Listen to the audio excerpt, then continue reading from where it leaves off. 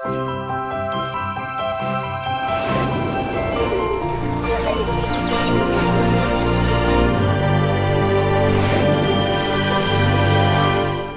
everyone, welcome back. You ready to get into it today? Always ready to dive deep. Yeah. Awesome.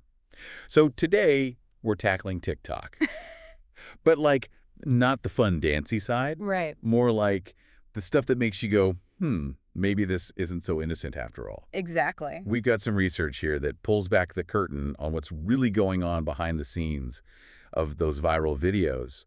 And I think one thing that everyone can relate to is how ridiculously addictive this platform can be. Oh, absolutely. Like just one more video and then suddenly you've lost an hour of your life. Yeah, it's happened to the best of us. And actually, there's a reason for that. It's not just the lack of willpower. There's some serious science at play here. Okay, lay it on me. So, you know how TikTok's For You page feels like it's reading your mind? That's creepy good. Right. Well, that's because it's not random at all. It's this incredibly sophisticated algorithm that's constantly learning what you like, what you engage with, what makes you keep scrolling. So the more you watch, the better it gets at knowing you. Precisely. Mm.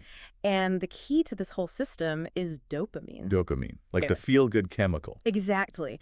Every time you see a video you enjoy, your brain gets a little hit of dopamine, and that feels good. So you want more.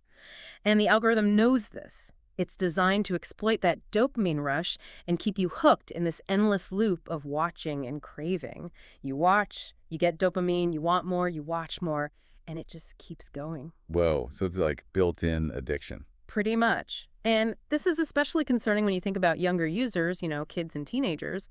Their brains are still developing, so this constant dopamine stimulation from TikTok can actually rewire their reward systems. That's scary. It is. Studies are showing that this can impact their attention spans, their sleep patterns, even their ability to regulate their emotions. Oh, wow. So we've got this addictive algorithm that we can't seem to escape. But then we've also got, some of these pretty disturbing trends that pop up on TikTok all the time. I mean, our research mentions some pretty serious ones. The Benadryl challenge, devious licks, like this is dangerous stuff. Yeah, and the speed at which these trends go viral is alarming. Right. What makes them spread like wildfire? What's the psychology behind that? Well, there's the allure of viral fame, right? For young people especially, going viral on TikTok can feel like, winning the lottery. Instant recognition, thousands of followers, maybe even a chance to become an influencer.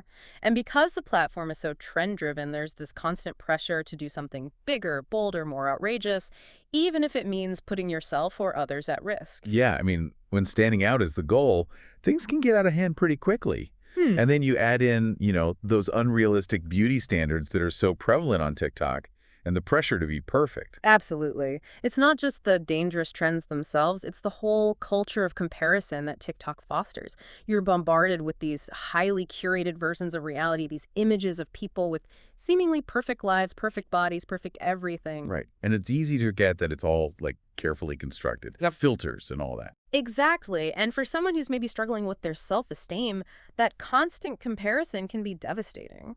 Ugh. Okay, so we got the addictive algorithm, the dangerous trends, the impact on mental health.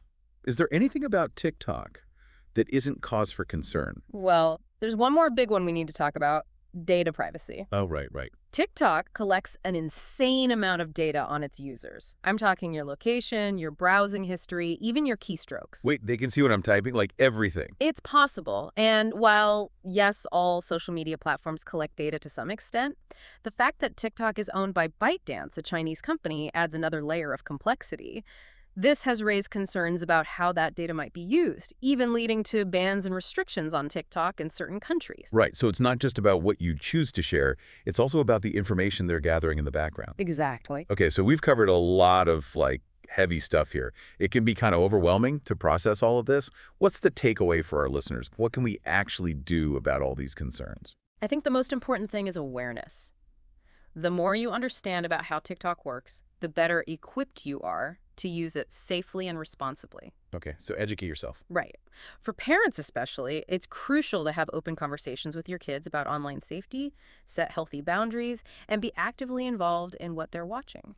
And for everyone, really, taking control of your own experience on the platform. Yes. Like you can learn about the privacy settings, set time limits for yourself, and be mindful of the content you're consuming. Don't just let the algorithm dictate what you see. Be intentional about it. I love that. Be intentional. And maybe even consider shifting your focus from consuming content to creating it. TikTok can be a really powerful tool for self-expression and connection, but it's up to us to use it in a way that aligns with our values. So it's not that TikTok is inherently bad, it's how we use it, right? Yeah. Whether we're using it consciously or just letting it use us. That's a great way to put it. That's an important point to remember. All right, thanks for joining us for this deep dive into the dark side of TikTok. Thanks for having me. Now, I'm curious, after hearing all of this, how do you see TikTok differently? Something to think about. Until next time. See you then.